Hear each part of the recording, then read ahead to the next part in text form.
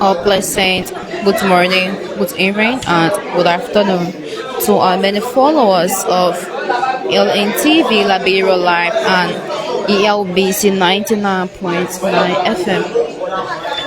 I am Asiami Kone and I'm broadcasting to you live at the Ministry of Information, Cultural Affairs. So today is Tuesday and today is September 9, 2025. So today MICAT press briefing will be addressed by Honorable Jeremiah Mafipia, Minister of Information, Cultural Affairs and Tourism. Here at MICAT, Honorable Pia will speak on key national issues, focusing on government policies and programs. So if you are just joining, I'd like to say welcome. This is LNTV Liberia Live and ELBC 99.9 FM, and I'm broadcasting to you live at the Ministry of Information, Cultural Affairs and Tourism. And today, MICAT press briefing will be addressed by Jeremiah Mafipia, Minister of Information, Cultural Affairs and Tourism. Minister Pia is expected to speak on trending national issues, affects government policy and programs.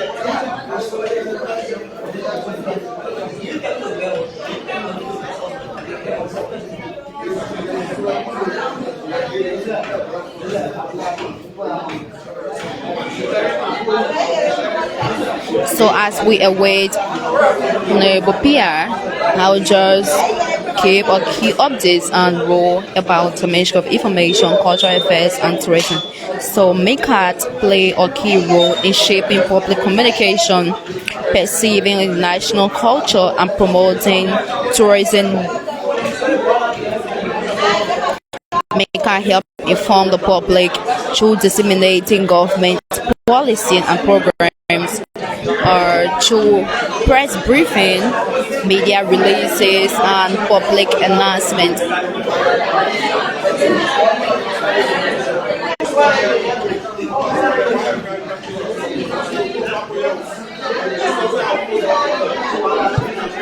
MICAT asks the government more peace to clarifying policy, addressing misinformation, and fostering transparency.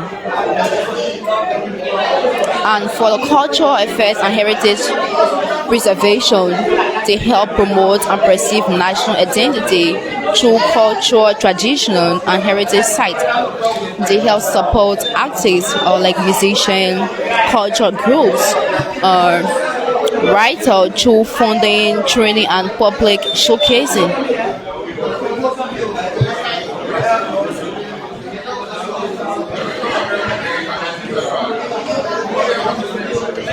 So once again, if you are just joining, I'd like to say welcome. This is ELBC 99.9 FM and LNTV Liberia Live, and I'm broadcasting to you live at the Ministry of Information, Cultural Affairs and Tourism. So today, MICAT press briefing will be addressed by Honorable Jeremiah Mafipia, Minister of Information, Cultural Affairs and Tourism.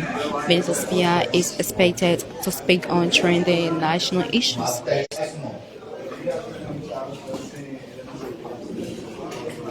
Text 1 2. Microphone text 1 2.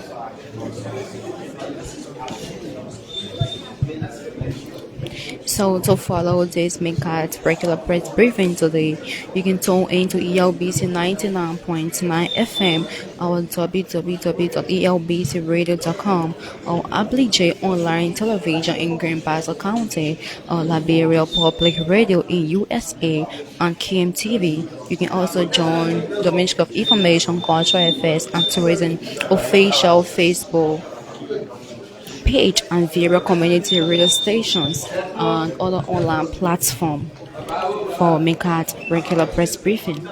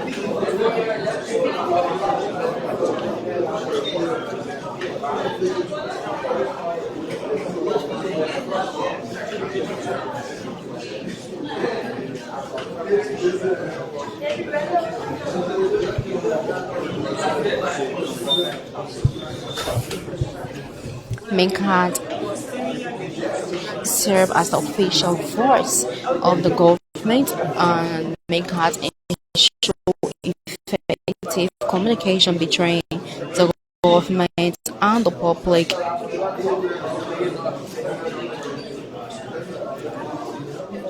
Through daily press briefing, like every Tuesday and Thursday, MICAT help inform the public about government policy every Tuesday and Thursday through its regular press briefing.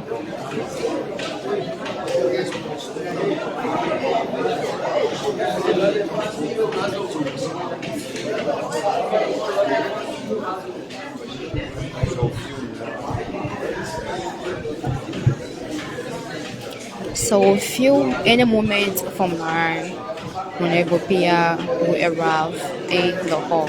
So once again, if you are just joining, I would like to say welcome. This is LNTV Liberia Live and ELBC 99.9 FM and whenever you make my PR, we address.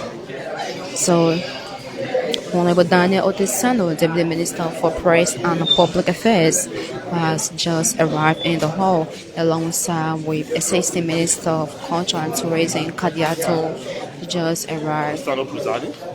Well,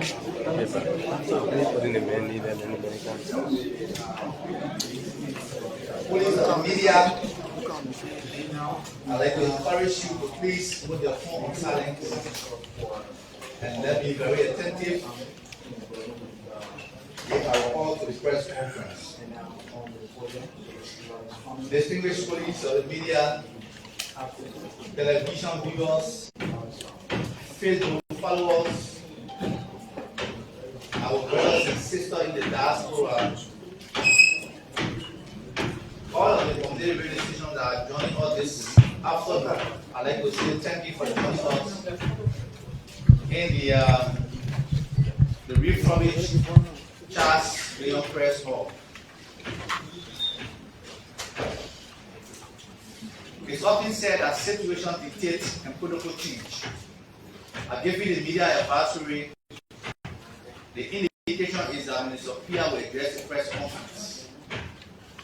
If you have notified your public on your social media, I encourage you to have the Deputy Minister for Press and Public Affairs. That's why I just said situation dictates protocol change.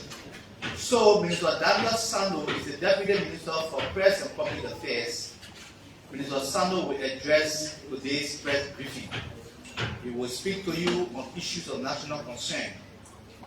Minister Sando is playing from the left and right. On the left is the Deputy Minister for Culture and Tourism, Minister Gadiatu Conte Buhari, and also she's a Liberian journalist also, went through the rank and file in the media practice, served in public relations. We also have Honorable Bleji, the Deputy Minister for Technical Services in Validates, the New Liberia newspaper, the production of the magazine. He got oversight responsibility on motion page, former Minister Councilor, former senior reporter of Front Africa. So the ministry is rich. And then the man who also formerly managed the New Liberia newspaper uninterruptedly, the Deputy Minister for Technical Services then, now the Deputy for Press and Public Affairs. He has the opportunity to serve in two capacities here by the honor of the President. I have the most senior honor to invite on the national podium the youngest Deputy Minister for Press and Public Affairs, the government spokesperson, Daniel Sando. that was the voice of the acting assistant minister for information services, Lawrence and family, and this is Honorable Daniel Sando, Deputy Minister for Press and Public Affairs. So this is ELBC 99.9 FM and LNTV Liberia Live. Keep following. Everybody, good afternoon to colleagues on the high table, it is always a pleasure to be back at the Ministry of Information. It is always a pleasure to mount this sacred podium to speak to all of you, members of the press, to speak to our dear people, our country, talking about the position of the Liberian government on issues, giving you updates on unfolding development across the country, locally, and on the international scene. It's always a pleasing duty. Last week we had the privilege of representing the government of Liberia through this ministry at a very important event. The regional conference on information integrity in West Africa and the Sahel was held in the island nation of Cabo Verde, and we were there to represent the government of Liberia. Why was the conference organized? The conference was organized because leaders across the West African region have come to the realization that disinformation, misinformation, and hate speech pose potential threat to democracies and governance around the world. And so UNESCO, jointly working with the government of Cape Verde, organized that conference. And the work you do here was the topical issues. The emergence of new media and how new media has shifted the media landscape around the world, and how people are using new media to spread disinformation, misinformation, and hate messages against them. So at our conference, we deliberated, the policies adopted, the policies will be communicated to the government of Liberia, and action will be taken. As I have always said to you, the way you is support the government. Sometimes there's a need for content moderation, because the trend that events have now taken suggests that if we don't place emphasis on information integrity, content regulation, and moderation, somebody will use a cell phone to spark chaos that will lead to destruction of lives and property. Already there are instances where people use their social media blogs to spread hate messages. I've been following, there's a Liberian lady who is now she's been trending on the internet. I don't know her, I wish to see her in person. She's a victim of bullying, internet bullying. And I see Liberians are reaching out to her, which is good. So every good innovation, there's a bad side. Of course, social media is good. New media is good, not just social media. I'm standing behind the podium in this room, and thousands of people are following what I'm saying about through the means of your various social media feeds. I'm using it for good reason. There are others who will use it for bad reason. And so, the information I will seek to disseminate is not void of integrity. If you have a news blog, you want to write your story, you want to do any publication, just know that there has to be some truth about what you want to write. It should not be about hate messages. Let it just be about what you have passion for, which is journalism. So we are in sympathy with our young lady, and we want to commend those who have reached out to her to identify with her, this roots. So we are back. Now we'll continue from where we stopped. The press conference was ongoing while I was away. And we are pleased to announce that the government of Liberia, in partnership with the European Union, has set a date for the hosting of the Liberia-EU Business Forum 2026. The forum will be held in Brussels from the 24th to the 25th of February 2026. It will be held on the theme, the acts in the arrest, invest in Liberia 2026. The Liberia EU Business Forum 2026 is more than an investment event.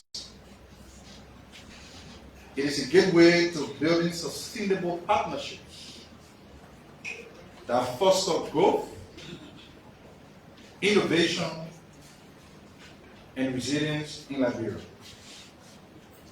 The forum will highlight investment opportunities within Liberia's arrest agenda for inclusive development, a 5-year strategic plan that is driving inclusive growth to set the on path towards middle income status. The arrest agenda focuses on agriculture, roads, rule of law, education, sanitation, trade, and tourism. Opening zero avenues for foreign direct investment and partnership. Over 2 days, the forum will feature high-level plenary sections, investment showcasing Liberia's potential, and networking events. The forum will bring together Liberian and EU policymakers, investors, business leaders, and members of the Liberian diaspora, creating a dynamic platform for strategic dialogue, technical exchange, and concrete deal-making opportunities.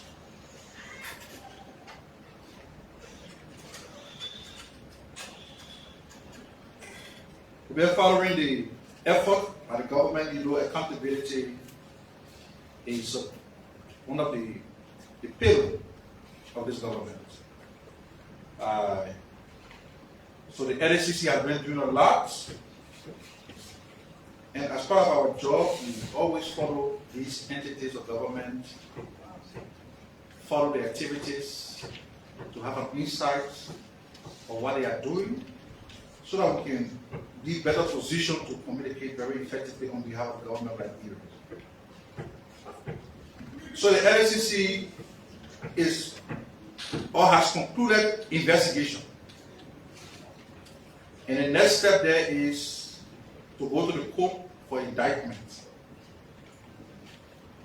So the LACC has secured more indictments to prosecute several local government officials in Bapolu and Lofa County, in Bapolu, and senior officials of the Lofa County University.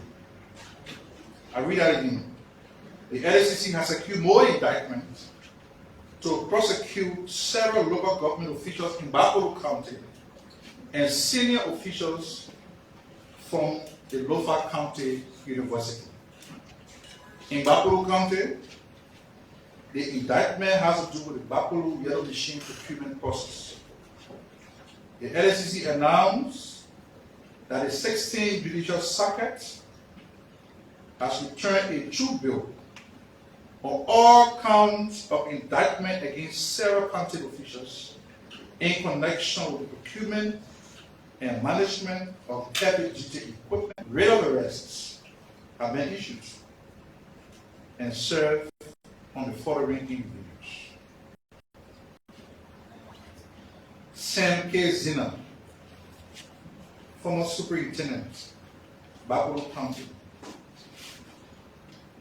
J. Kaya Sa, former superintendent, Bapolo County; Anthony Yoko, former fiscal superintendent, Bapolo County; Robert Bender, former chairperson, Bapolo Project Committee. The charges stem from the alleged acts of corruption, abuse of public resources related to the acquisition and handling of machinery intended for the county development.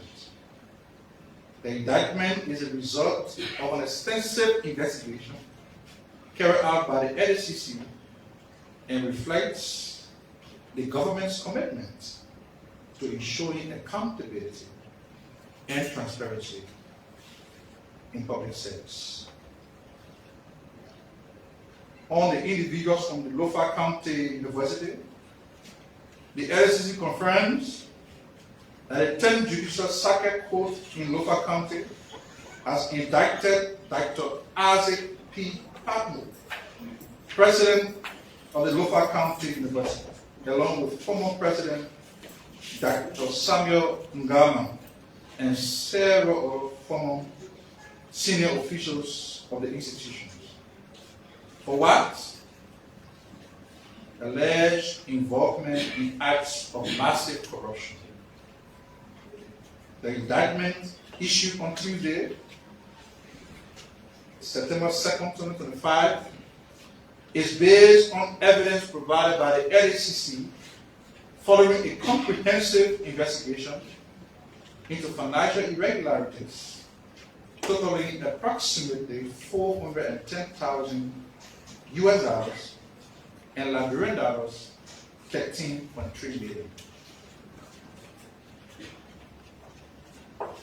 The individuals indicted from the Lofa University include, I have a full list here: Dr. Isaac P. Patmo, president; Dr. Stephen K. Ngama, former president; Mr. Katawi, vice president for administration; Mr. Victor Patmo, board chair; Madam Annie Flomo, co-chair of the board; Mr. Anthony C. Creighton, administrative assistant; Mr. Peter C. Taylor, former controller; Mr. Vamuya Kane, Aliyu Kamara, Mr. Amara Sharif. According to the LSCC, the charges include economic sabotage, theft of property, mismanagement of entrusted property, criminal conspiracy, conflict of interest, and abuse of office for private gain. The indictment highlights several financial malpractices, including that the accused officials authorize and disburse public funds without documentation or work performed. Notably, a retreat budgeted at US $3,350 was never held. Yet a check was issued in the name of Madam Flomo with no record of reimbursement to the University Finance Office.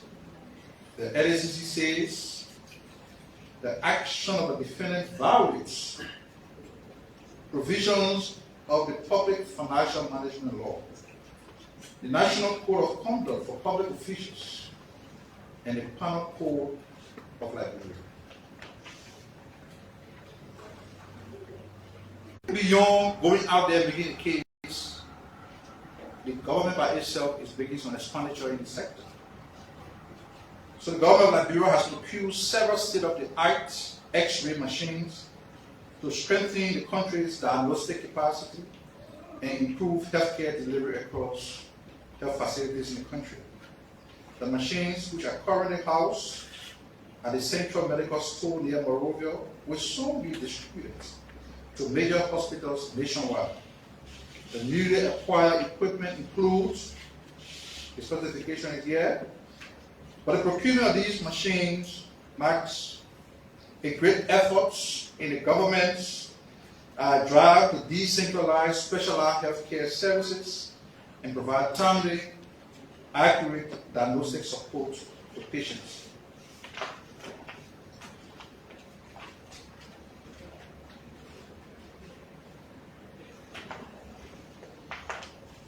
We continue to observe improvement in the way certain sectors in the country have been managed since the inception of the government. And don't forget, upon the inception of this government, the price of petrol was very high. At some point, we experienced acute shortage of the products, and it led to people standing in long lines across the country. It paralyzed economic activities, and the entire country came to a standstill. The LPRC and the Ministry of Commerce have been working seriously well so that the prices are reduced to an appreciable level that makes life easier for our people. So on yesterday, the Ministry of Commerce and Industry, in close consultation with the LPRC, announced new ceiling prices for petroleum products on the Liberian market. The prices were adjusted as follows. As per the adjustment, the price of fuel has been reduced by 10 cents, while the price of gasoline has also been reduced by 7 cents. This means that the retail price for a gallon of gasoline, is now $4.02, or its US dollar equivalent, $805. On the other hand, the retail price for a gallon of fuel has been reduced to $4.05, to $4.33, or its equivalent in Liberian dollar, $865.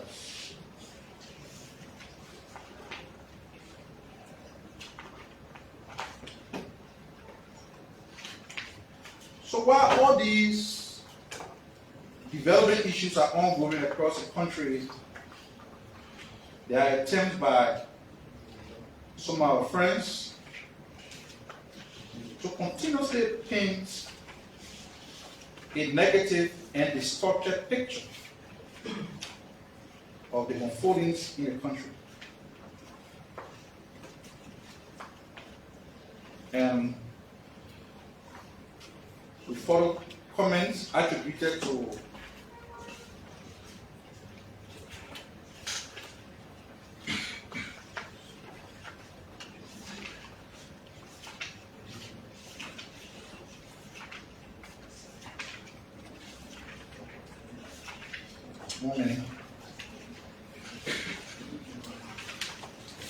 we follow comments attributed to the former Solicitor General of the country, Mr.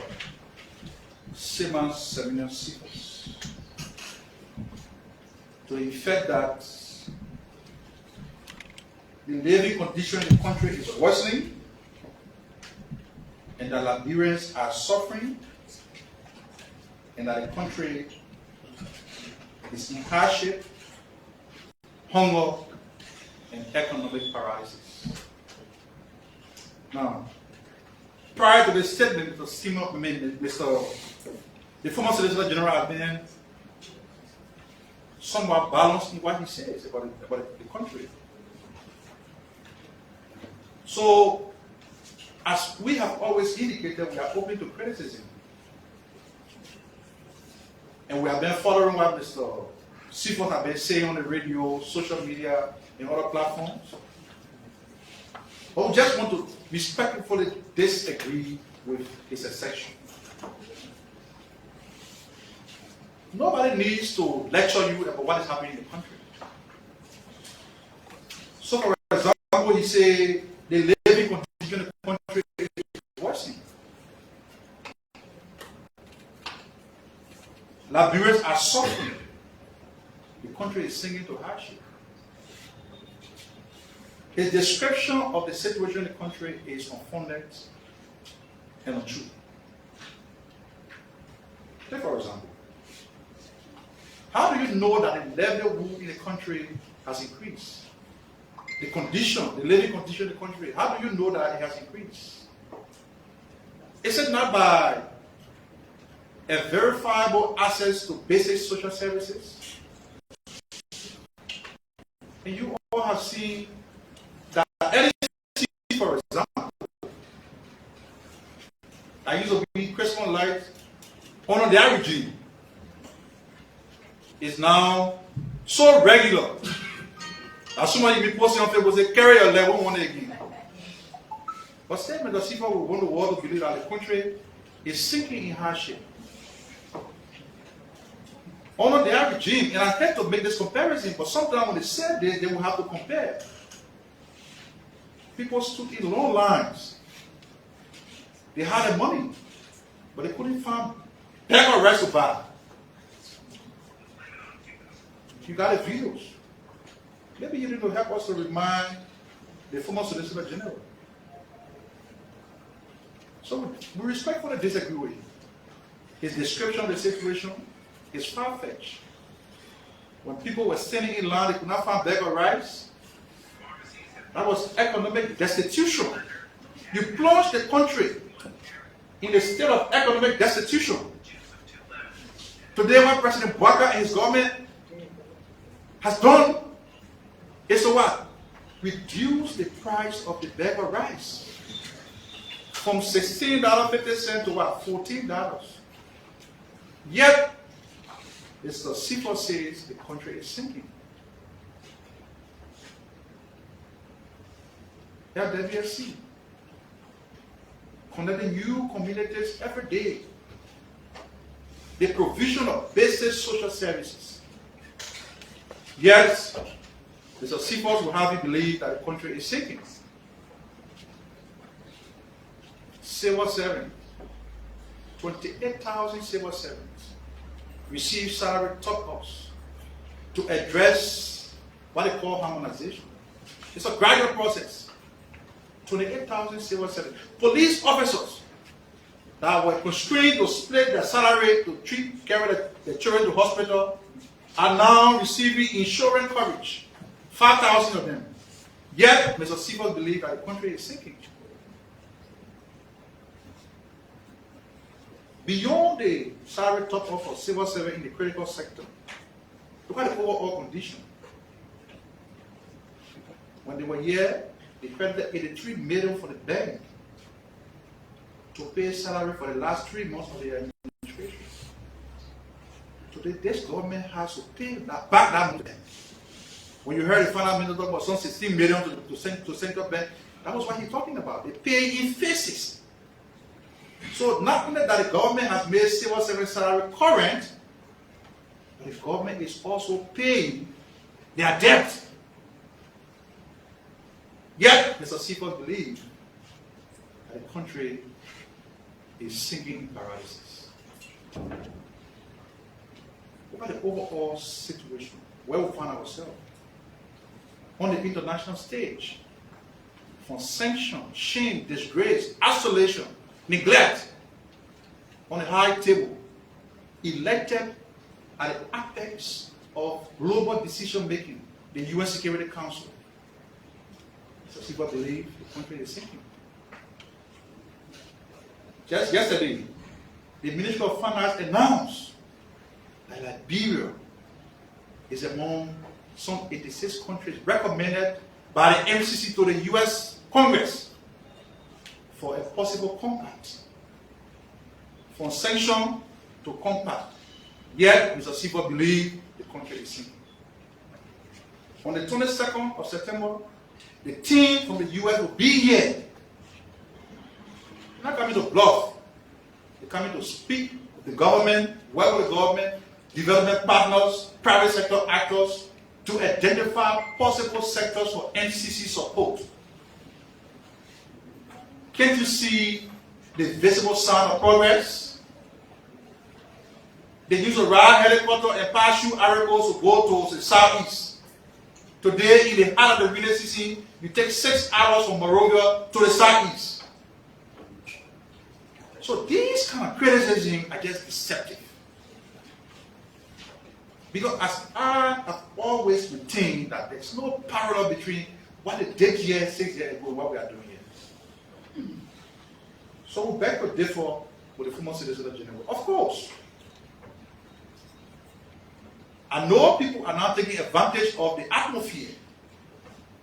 Things that never happened here 6 years ago. Some people were never talking, they could not talk because the death squad were at the throat. You know what happened to auditors.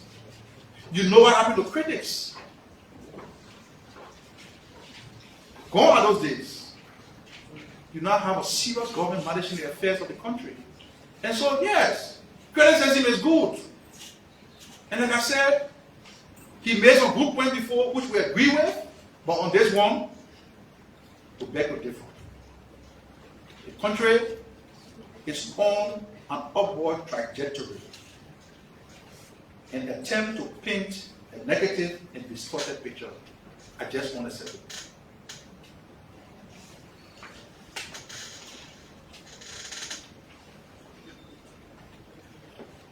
Also to Mr. Simon Fremont, aka Christmas Man, Mosika.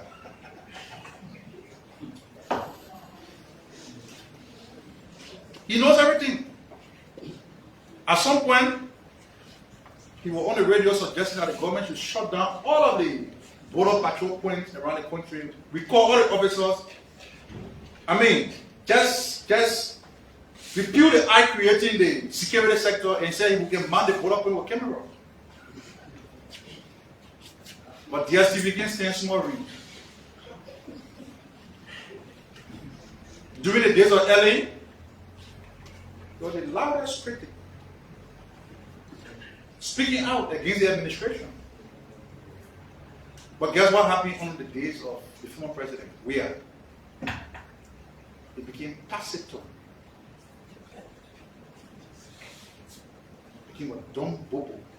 Couldn't say anything. You know why? Because of fear for his life. Fear for his life. So once there's a change in administration and you see things going smoothly, we want to abuse the space. So they go to the radio talking blah, blah, blah, profess to know everything. But someone that got very appalling business record. Because we pull all the files, the records are very important. The only Liberian politician, I'm not too sure that he's actually won considering the number that he got in election. Go on the radio bragging away of $450,000.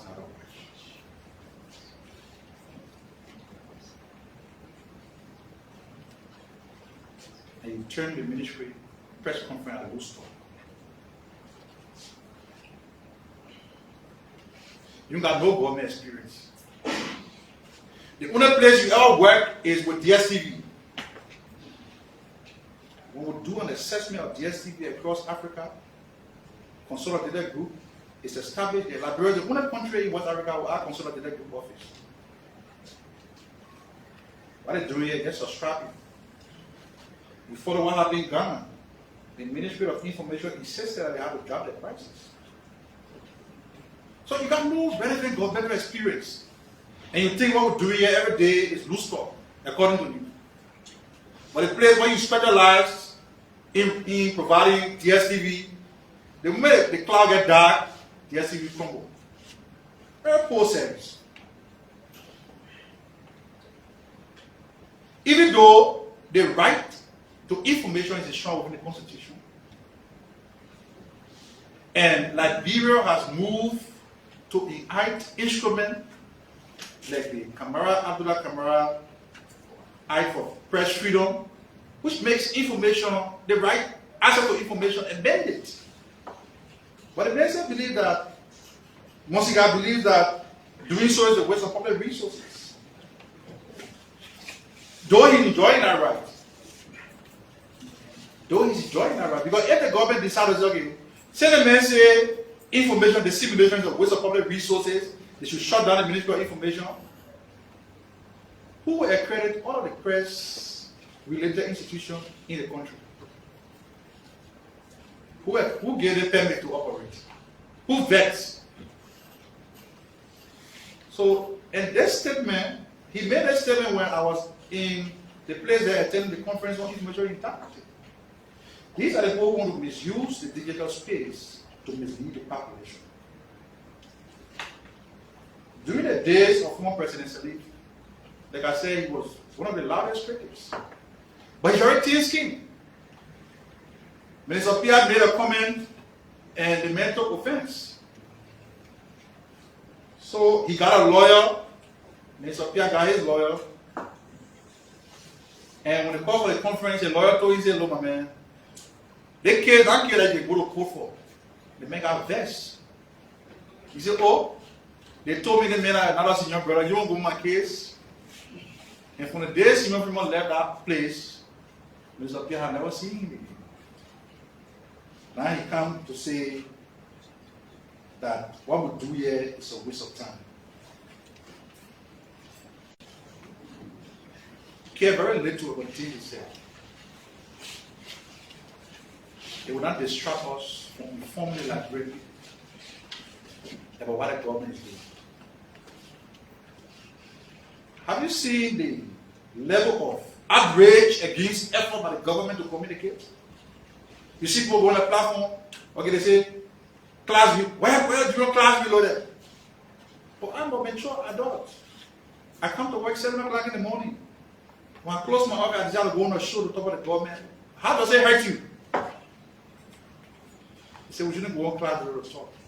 We should sit down, with our hands folded, so they can manufacture the lies.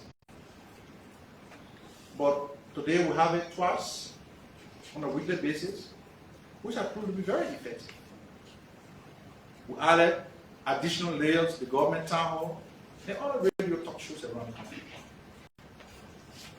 This we believe is the best way we can adequately inform the library people about the initiatives, the activities of the government, because the people deserve to know.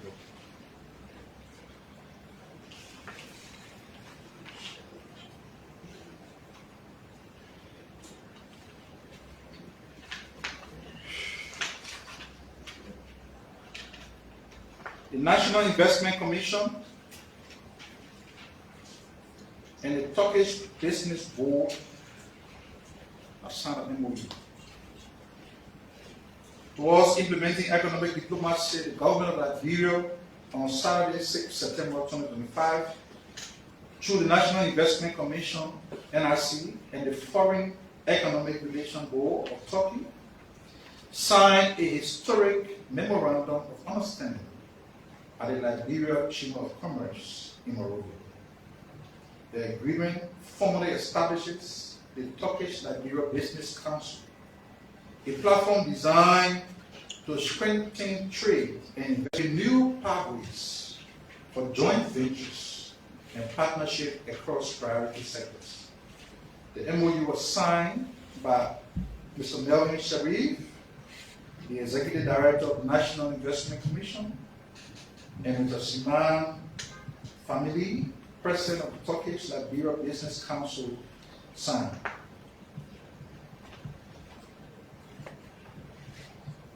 A milestone in Liberia-Turkey relations, the Turkey-Liberia Business Council is expected to serve as a platform for structural cooperation, encouraging private sector partnership in mining, energy, agriculture, finance, and emerging industries such as health and technology, promoting trade expansion and investment flow, facilitating technology and knowledge transfer between Liberia and Turkey businesses, supporting sustained B2B matchmaking and investment aftercare. Partnership with the signing of this will reflect Liberia's growing appeal for a destination for investment on the government's arrest agenda for inclusive development. They also highlight the important role of partnership, including the World Bank, through the LIFT projects, the RFC, and the Liberia Chamber of Commerce, in supporting reforms and strengthening Liberia's business climate and unlocking opportunities for private sector investment. Looking ahead, with the Turkey-Liberia Business Council now established, the National Investment Commission will work closely with its Turkey counterpart, relevant ministries, and Liberia business community to ensure that the framework translates into tangible results. The progress will be on building joint ventures, financing projects, creating jobs, and ensuring long-term sustainable economic growth. The NRC reaffirms its commitment to facilitating and supporting investors as Liberia deepens its partnership and positions itself within regional and global markets.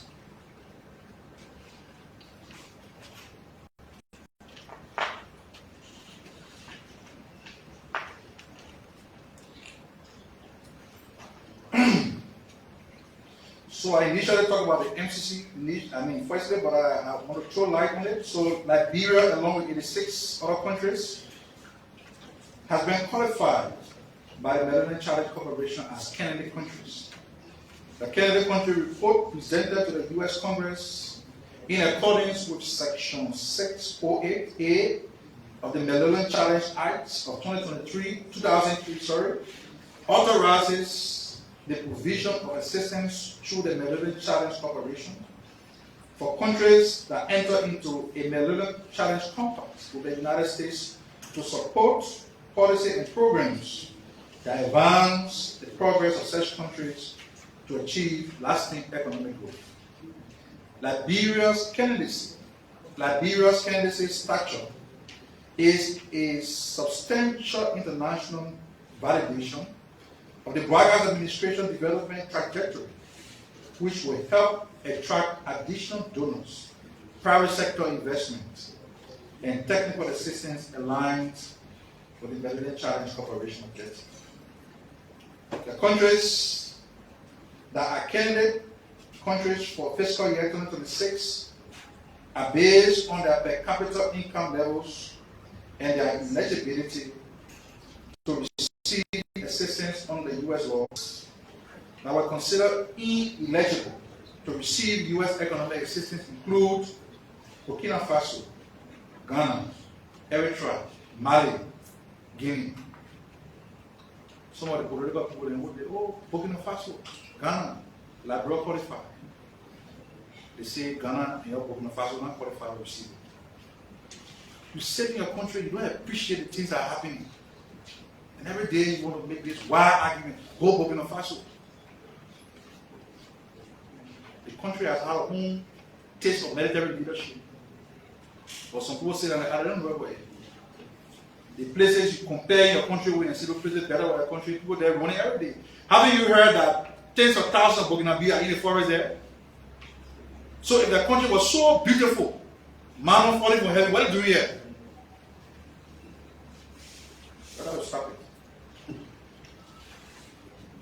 designation of Liberia as a candidate country means that we are eligible to potentially enter a Millennium Challenge Compact with the United States. If a second compact is negotiated and approved for Liberia, we are expected to receive funding to invest in priority sectors identified as bottlenecks to growth. Example, infrastructure, agriculture, governance, human capital, electricity. Based on the assessment that we invest in each of these sectors. As a government, our goal is to catalyze economic expansion and reduce poverty. Meanwhile, a team in the NCC will arrive in Liberia on September 22nd to work with the government, private sector actors, and development partners to identify possible sectors for MCC support.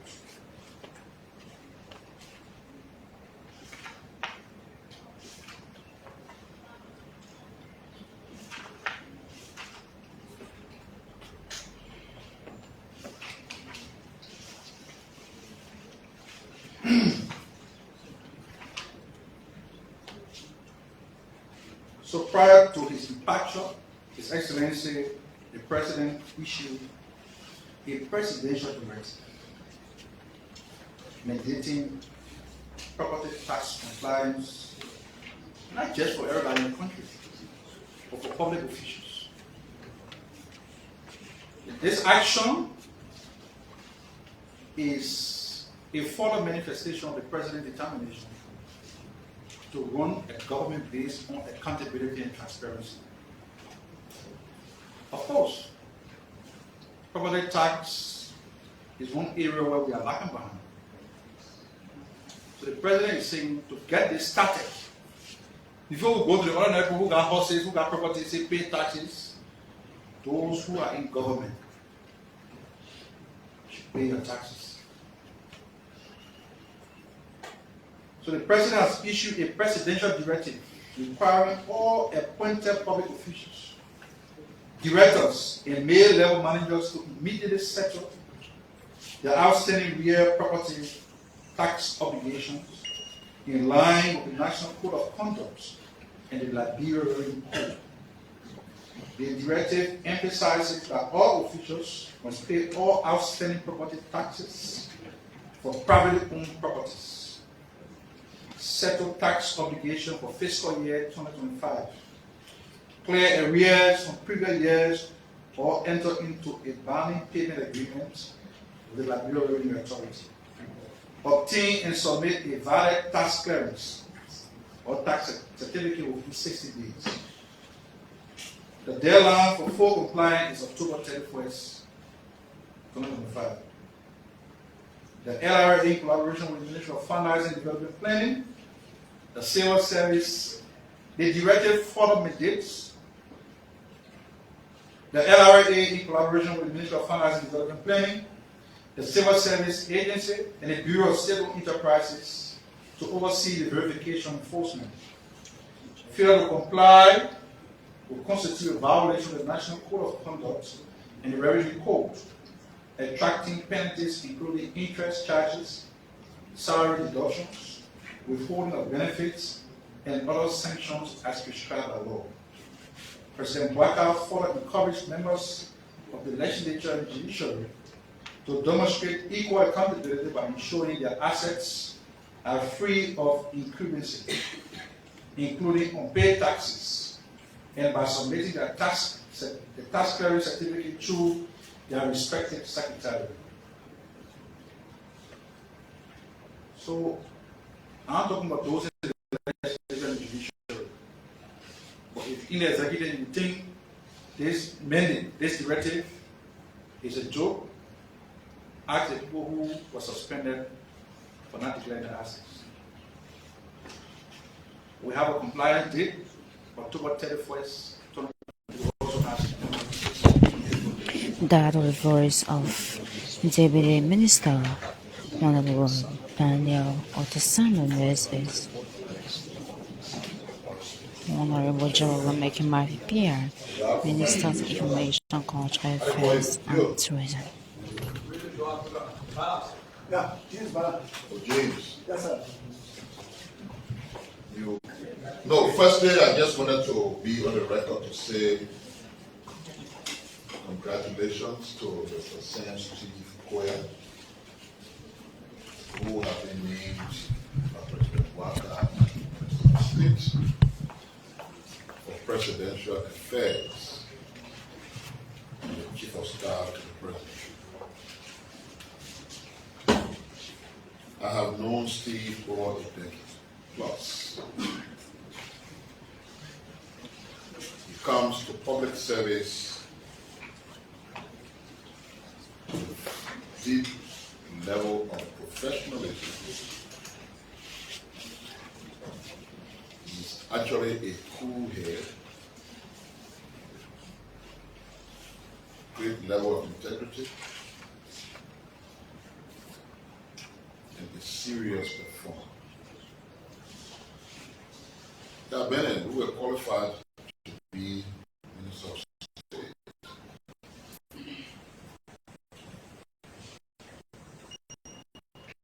But I think he is a better option, which does not suggest that all the other contenders were not qualified, that any of them could do the job. But don't forget that Steve has been the Chief of Staff to President Waka when he was Vice President. So they both do have a deeper understanding of who they are professionally. And like many have said, I believe his appointment is a signal the President opted for continuity in what was happening in the office of the Minister of State for Presidential Affairs. So on behalf of MICAT,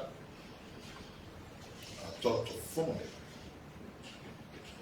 and officially congratulate him, and as a member of the cabinet assure him of my cooperation and support in the discharge of his duty. When we took over the ministry, we decided to diversify how we should communicate. And we brought in different things to do. One of the things we thought to do was to, on a monthly basis, produce a magazine that catalogs what the government is doing. We had the support of interviews through USAID to want to take that project on a monthly basis. And immediately we finalized to roll on the project, the USAID situation started, because USAID is supposed to provide the funding for interviews to support the program. We didn't give up. We readjusted and decided that because we didn't have external support anymore, and because we don't have any budget appropriation for printing magazine, so we'll find a way to do it, or we'll do it quarterly. So we did the first edition, and we are now ready to release the second edition. I have a copy here with me. The first time we did it, we printed it outside of Nigeria in Ghana. But we realized we have to support our country, we have to support our own businesses. So we took the ultimate gamble of producing here. And we think the quality is okay, we can manage it, it's good. So this is the second edition. It's focused primarily on the government's effort to end impunity and to ensure accountability. So you see ending impunity, accounting for the past, the done of accountability, and transparency. What this magazine does is that it showcases the work of all the anti-corruption institutions, GAC, LACC, IAA, FIA, the Office of Ombudsman. All of them are captured in this edition because the edition is meant to tell the story about what the government is doing to fight corruption. Another kind of program which we also introduced, we launched the median edition the other day, is the government town hall. This coming weekend in Saniquile, Nimba County, we'll host the second edition of the government town hall. Moderated by journalist John Collins.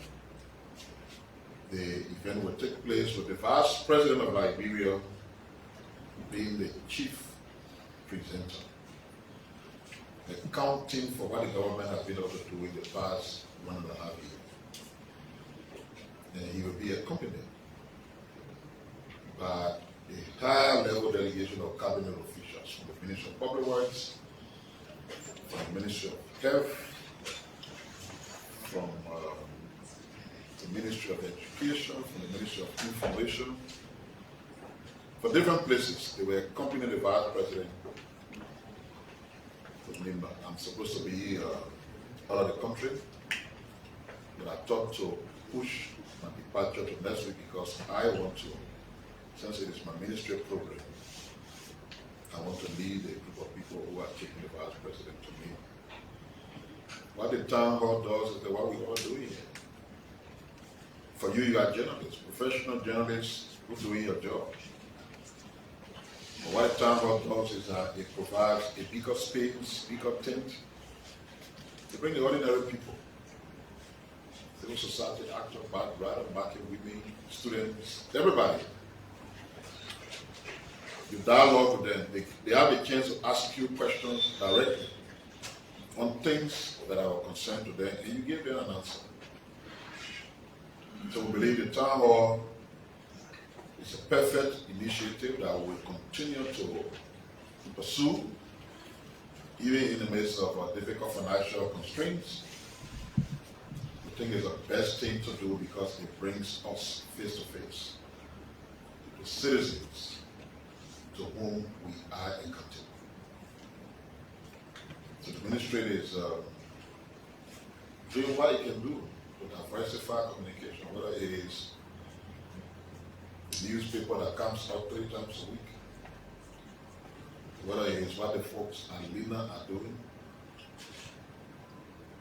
or what the magazine is doing, or what the town hall is doing, or what the press briefing is doing, just in multiplicity of approaches that enables the government to communicate well and communicate. We continue to do so as we even work to make the working environment where our people are very conducive, even though, as Daniel said, that the proposal of the individuals you are responding to, who consider that money spent at the Ministry of Information are wastage, that also means the $2.1 million that the government spends every budget year to pay civil servants is a waste. Imagine in this period of the lack of jobs, and consider yourself being a member of the working force here at the ministry, and your salary, something that is enabling you and your family to live, to send your children to school, to go to the hospital, something you're entitled to as a citizen. It's your right to employ. Somebody said that money that's been spent on you is a waste. Keep that in the back of your mind, so that when that person comes tomorrow and tells you they want to be president, you know who they are. How do you call? So, for example, you, Phyllis, right? Then we pay your month. Imagine that way, so. Imagine that way, they won't stop it. So you can fall short of feeding your family, taking care of yourself. In other words, you should be jobless. Because he says the job you are doing is worthless. By their fruits, you shall know them.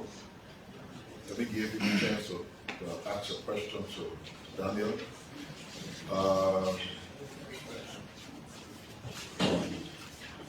You're having an election and I see we're coming back to wrong or what? I saw the man the other day, see the sound of the match, so I was surprised to see him.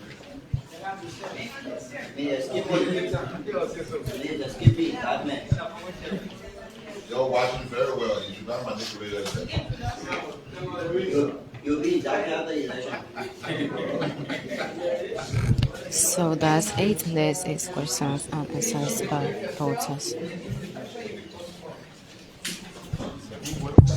So my name is and I'm vote for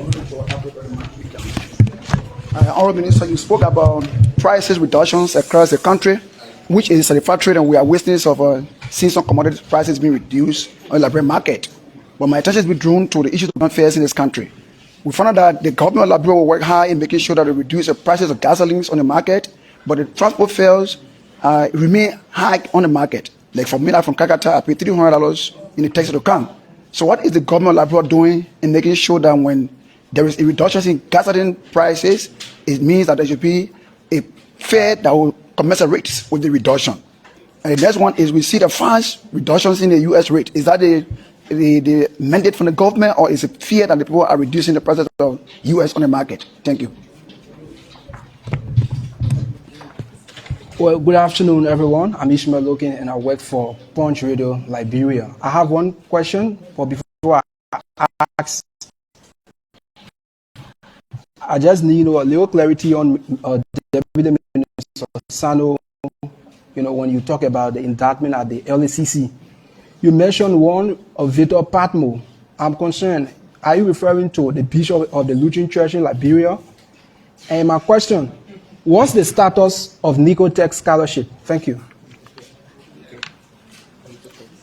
Thank you. My name is Mopolu, and why I run a multimedia report for Insight, Liberia. So my question goes to Minister Sando. One of the good things that the government, people saying that she's doing is the issue of the program Pakulono, intended to call the people to talk in Bonkante. That's the intent, or that's the meaning. But I heard of the program where you're calling people to sit and have a national conversation, and then you going back for people who have criticized the government, for example, Simon Fremont, knowing that these people have followers, they influence their followers. Don't you think that, going back for them because they have criticized the government has a propensity, to just not... I'm asking a question. Going for these people, why you already want to have conversation with them? Minister Sando just reacted to these people because they criticize. No, but when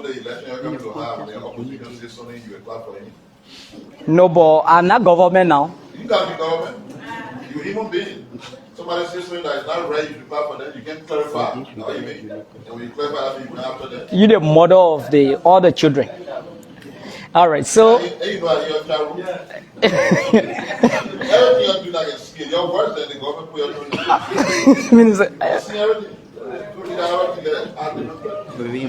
but then let me leave it because I concern her. So, my name is Joseph Salif, and I report for ABC Radio and TV.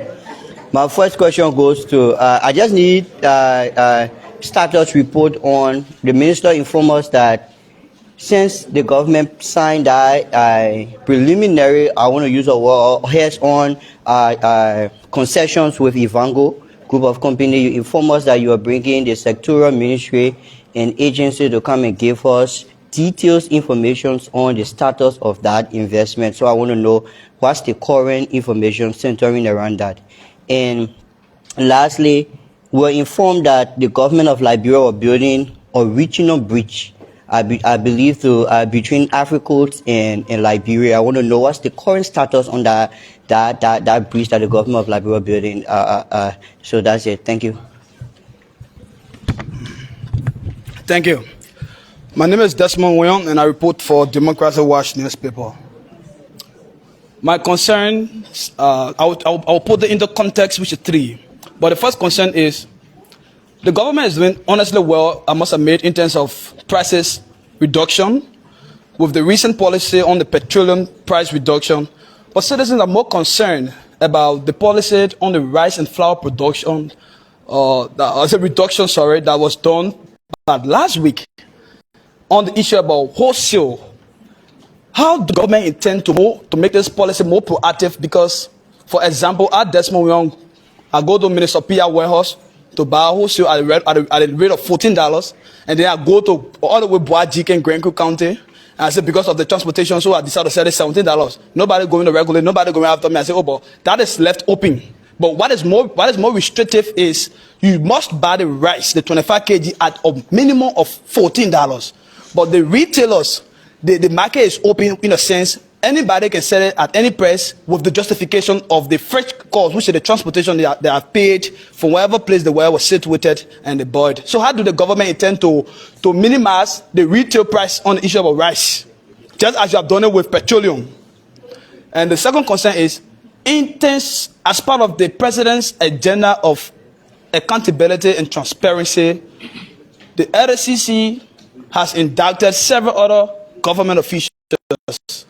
Precisely, I want to throw emphasis of the Lofa County University head, which is Asi Padmo, Mr. Asi Padmo. Poda, yes, sorry. Dr. Asi Poda. Dr. Asi Poda, who is the head of the university, has been indicted for multiple corruptions allegations. We saw in this country just a few months back when the Noka boss, Roslyn Sokoko Dennis, was also indicted. Following her indictment, she was suspended by the president. Is the president in any way taking into consideration the suspension of the president of the Lofa University College or university, as a matter of fact? And my last concern is Minister Pia to the government.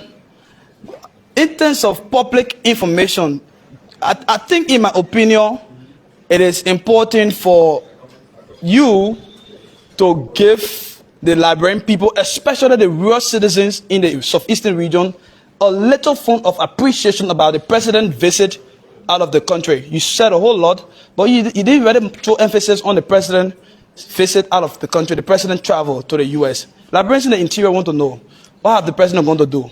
How long will he stay? And what are the possible tangibles, in the president's activities there in the U.S.? Thank you.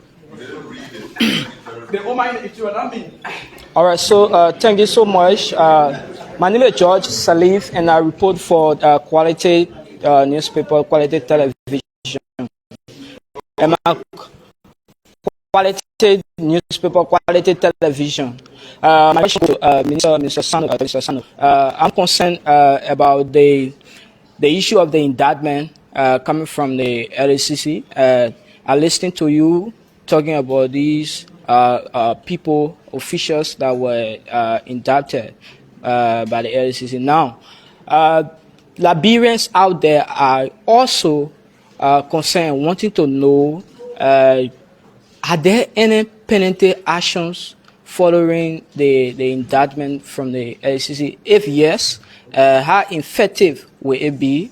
Because they want to know there's a lot of rumors that when the government indict people, the case don't go anywhere in that normal Liberian term. So they are concerned, wanting to know. Thank you. Thank you. Those are all the questions.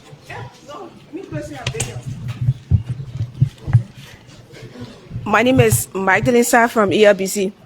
My condolences to Minister Pia. So my question has to do with the Liberia EU Business Forum. I want to know, be interested. Thank you. Thank you. Questions? Journalists representing their respective questions. So those are all the questions. This is response or responses by Honorable Sando, the Minister for Press and Public Affairs. You're welcome.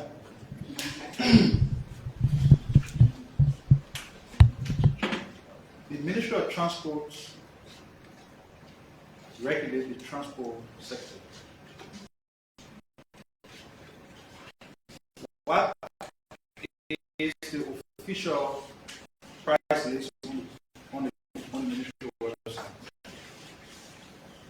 I would suggest you contact the Ministry website for future price list because they publish it there. And the LRC itself and the Ministry of Transport has said not every reduction in the price of the petroleum product will necessitate a reduction in the price of the transport. Right? So we have to look at the list. We update it from time to time, but it's good before you ask the question to consult the list. There's a Ministry of Information. There's not Ivanhoe Liberia. We announced that the government in Ivanhoe signed agreement. If Ivanhoe was supposed to make publication and they didn't make that publication, we cannot answer for them. So to come to the press briefing and say, what is the status of Ivanhoe Liberia being? I don't speak for the government.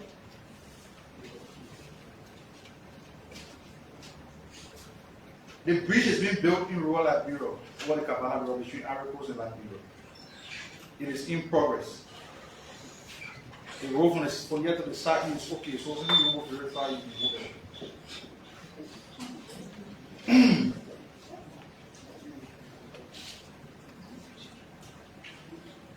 there. Somebody asked for a policy on the reduction in the price of flour, rice, and the enforcement mechanism. What you need to understand is that the government did not announce the price in isolation. Whatever decision that was announced by the president was derived from a consultation held with the importers. Right? It was derived from the, don't forget, the president set up an ad hoc committee on July 26th. Right? That committee was tasked with the responsibility of assessing the price on the market, with the conditions around import and everything, and advise the president. So all these decisions about reduction in the price of rice, chicken, egg, flour, this, that, and others will be announced are derived from the consultation that is being held by that committee, which is headed by the Honorable Vice President of the Republic of Liberia. So, on the enforcement mechanism, of course, the Ministry of Commerce announced immediately after this decision was announced by the President, the reduction was announced, the Ministry of Commerce issued a statement that their inspectorate team was being deployed across the country to enforce the directive from the President. It is so because the importers have already agreed. So somebody raised the issue of, oh, why ever have goods in stock before this directive was issued by the President? Work with the importers and have announced a reduction in the price, there's no need to resist. Because that decision didn't come from out of the clear blue sky. The President didn't just say that one morning and say, oh, I go to the market without announced reduction. Consultation from July. In September, yeah? So July took the whole of August. They have meetings. And I show some of you heard what those meetings. So enforcement on the reduction with price, there's no problem. The Ministry of Commerce is prepared.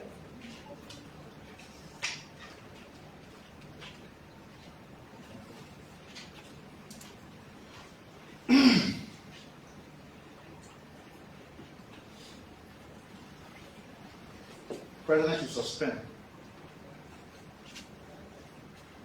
When the president cannot suspend when the LCC has already investigated, gone to the court, gotten an indictment.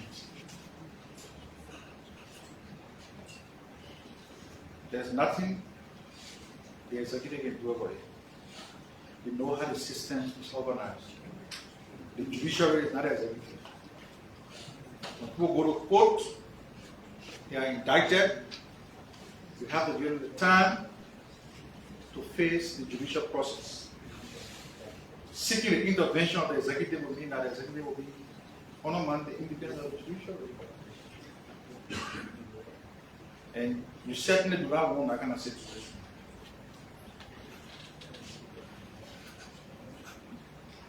That's when the president left the country yesterday. The executive mansion announced the president's departure, what the president is going for, when he will come back. He announced it right. They didn't have to restate what the mansion already announced yet. He spoke positive for rural Liberia.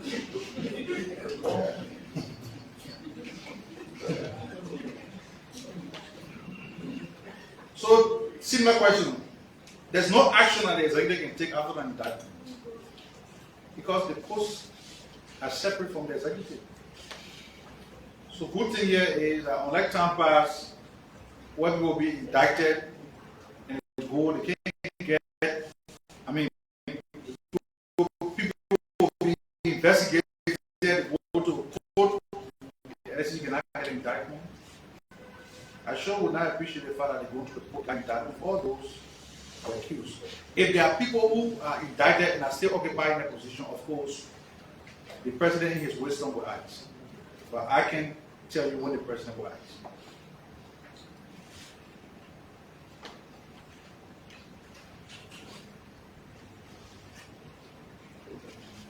The EU, Liberia EU Business Forum, we will contact the embassy to supply all the details of how selection will be done and everything.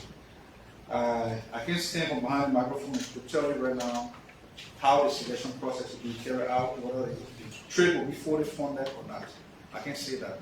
We'll have to contact the Liberia mission in Brussels for that information. So far, so good. Those were all the questions. Hope I didn't overlook anybody. The status of the scholarship. Go to the Minister of Foreign Affairs. And what was the next question? Yeah, what are the individual parties and what is the current division of the No. The poll that I talk about, maybe I'm just pronouncing the name. Fidel Pamo or Poda? The common Fidel Pamo. Well, the NSCC issued a list. Go ask them. Fast reduction in the U.S. rates. What? The fast reduction in the U.S. rates is it approved by the central bank or the government? When the rate go up, you see talk show host. Call from another community. What rate your community? When the rate goes down, you say, oh. What do you want? You want the rate go up? Eh? Yeah, but yes, so the government will work to ensure that the decline in the rate is reflected in the price of commodity. But you should know that it's not overnight, right? I'm not an economist. And one thing I will not do is to play pretense of knowledge. Those who know about the economic situation will come out and interpret to it. But what I do know is that when the rate is declining, there shouldn't be no clamor, right? Because when the rate goes up again, in the money over, according for the rate at 205, according for the rate at 300. So the rate dropping down. The same forces that can carry the rate up, that the same forces bringing it down.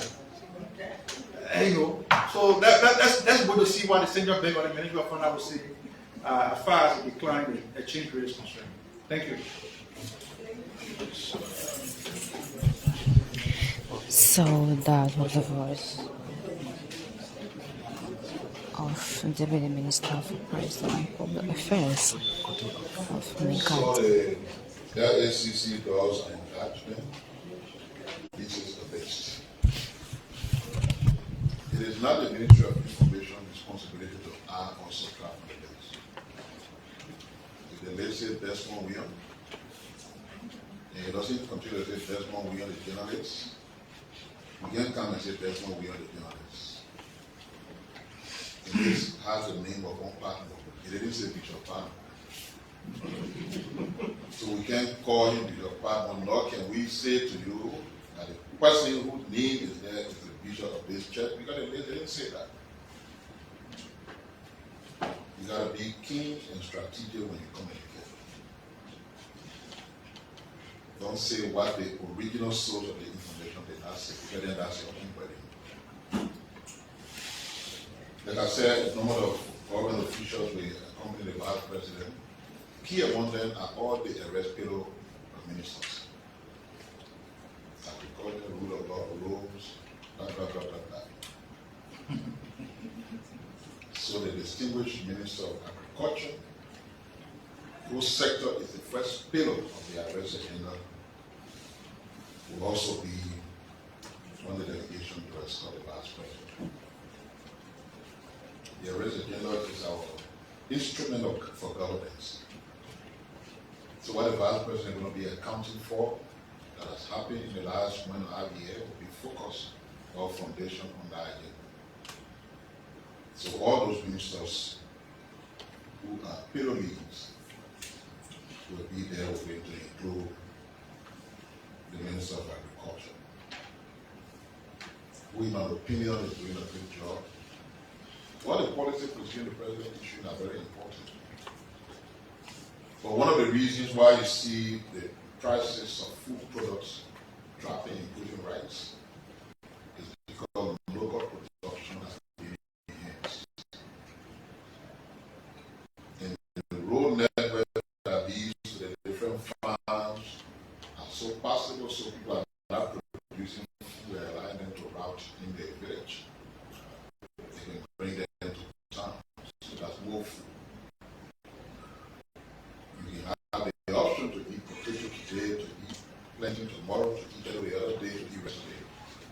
The more sources of food you have, it will affect the prices in other areas.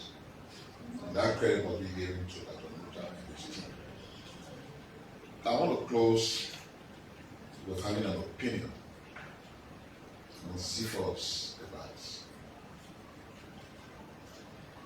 CFO is a very good friend. CFO and I were schoolmates and classmates at the university. In fact, it would interest you to know that both CFOs and I read agronomy, even though he's not a lawyer. And I'm in public communication. We both read a science called agronomy. And this CFO did soil science, because agronomy got specialization, and I did plant protection. A good friend, he's on your way here. We're having lunch together. He called me and said he having here for us to have lunch. So he's coming. And I'm making all these foundational statements so you know that I don't have a problem with it. But within the space we find ourselves, we can disagree. Somebody says something that we believe is not true.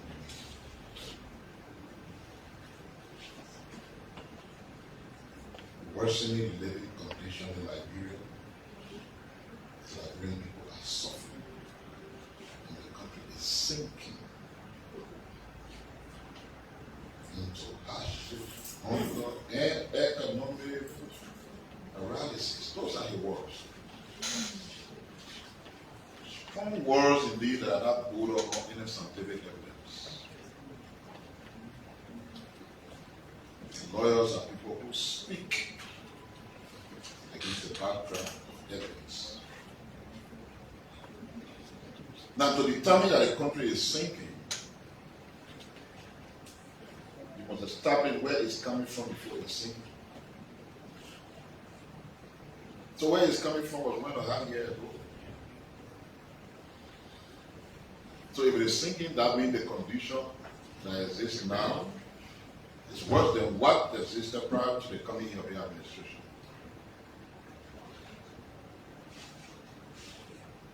How can that be true? How?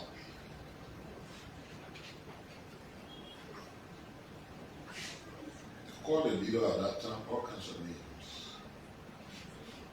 He was Barrow medicine. He was darkness medicine. He was everything. There were no roads. So darkness all over the place. Look, you saw women, women climbing over walls to get food. You know, there are two things here. It's one thing for food cost to be high. It's another thing for it to not just be high, but it's not available. When you see people climbing over walls, they don't get a better rest to buy it. Just it's not available.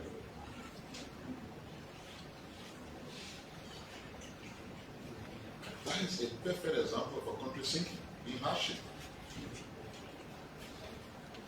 Now when you walk to any store shop, you see rest all over the place, and you see it for price far lower than what it was that time we're talking about.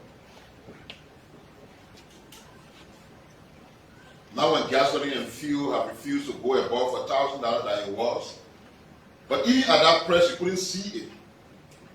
So somebody will go sleep in the gas station in the Nepo rack in their spot to say, this is my space when I come back tomorrow when I wear all this thing. Just to get some gallon on gasoline.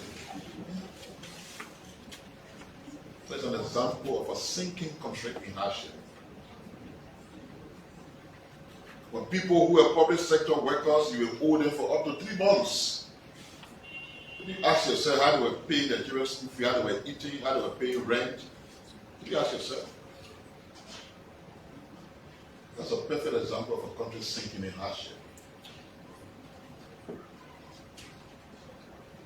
When the leaders of the country lost sight of what governance is, that some of the greatest countries on earth were sanctioning them left and right. People who were charged with the responsibility to give people passport will steal and sell the passport to criminals just to make extra money. That's when you know the country is sinking.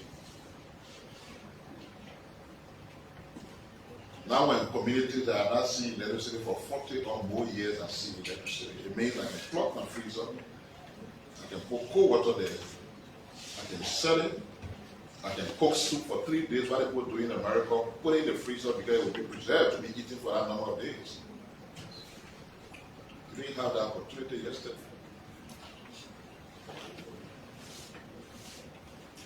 So farmers are producing their crops, like I said, and those crops were getting rotten in the villages.